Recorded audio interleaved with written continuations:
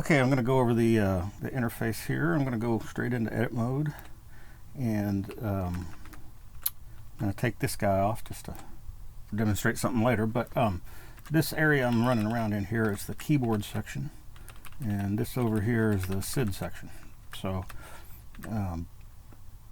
this F here that means frequency. If you hit a key on the keyboard, whether that's the QWERTY keyboard or an external keyboard, whatever you do, it'll send a note number to this to that voice.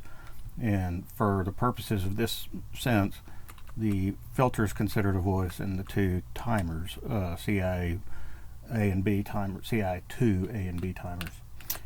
So this will take that frequency. Now, because of the range of the filter, this note would actually be interpreted as an octave and a fifth above the note you actually hit, which is kind of useful because that's the third harmonic. The filter, I mean the timers, because of the way that they're implemented, they're going to be an octave lower than the note you hit. But other than that, you have those controls. The G stands for gate. If the G is set, then when you press a key on the keyboard, it will gate the note, and when you release the key, it will ungate the note, so that you can have your ADSR envelope. This right here is the scale relative offsets. This here is your absolute offsets. So those are in half steps. If you play a note that's in the scale, then it will use the scale relative offset. But if the note is not in the scale, then it'll fall over and use the absolute offset if there is one. And that, especially in like the pentatonic scales, that gives you some nice juxtaposition if you're not sticking to the actual scale. The scales, by the way, are changed right here, and there are 18 of them, so I cribbed these off of Wikipedia. I don't know, I've played with a few of them, but yeah. Okay, when it's set to chromatic, it ignores the scale relative offsets. It just only uses the absolute. Down here we have the SID section, like I said. So these are the different wave types: a pulse here, a sawtooth, and a triangle. Now there's actually 8 types it'll use: the triangle, the sawtooth and the triangle, the pulse width and the triangle, the pulse width and the sawtooth, and all 3 of those, and then the noble noise wave, or you can just turn it off, a 0, and that you can zero out that section. It won't make any noise. So the next thing over here is the pulse width. So here we got a pulse, so this would be the pulse width.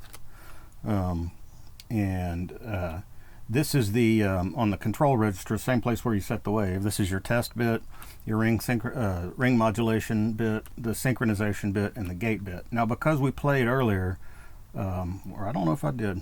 Let's see. Yep, I did. Okay. So I can gate this guy, and it has a frequency to work with. But if I gate this guy, it doesn't, because I never sent a frequency to this voice. But once that's done, then this gate would work. What's nice about that is you'll notice that I don't have this gate set. So if I do this and then go back into play mode, it's still playing, and it doesn't.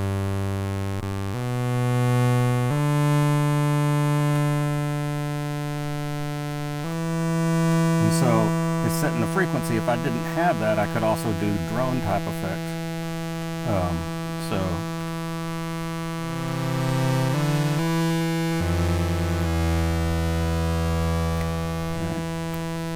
Now,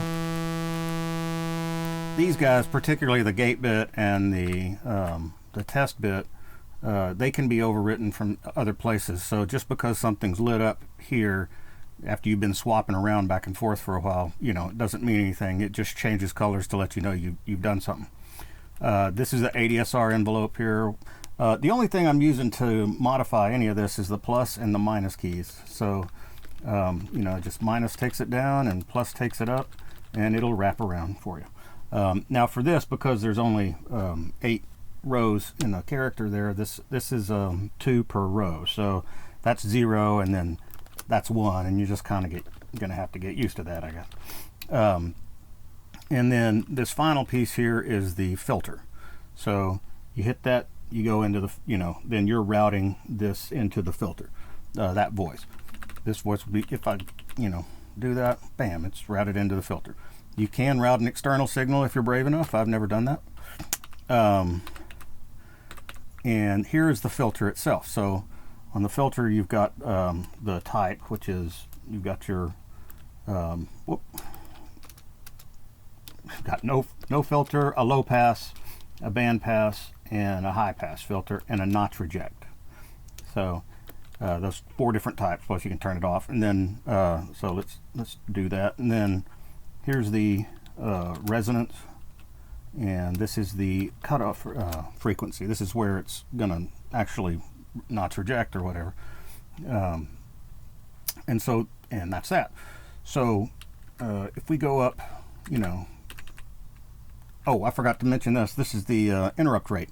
So I represent this as a note number because those are frequencies. So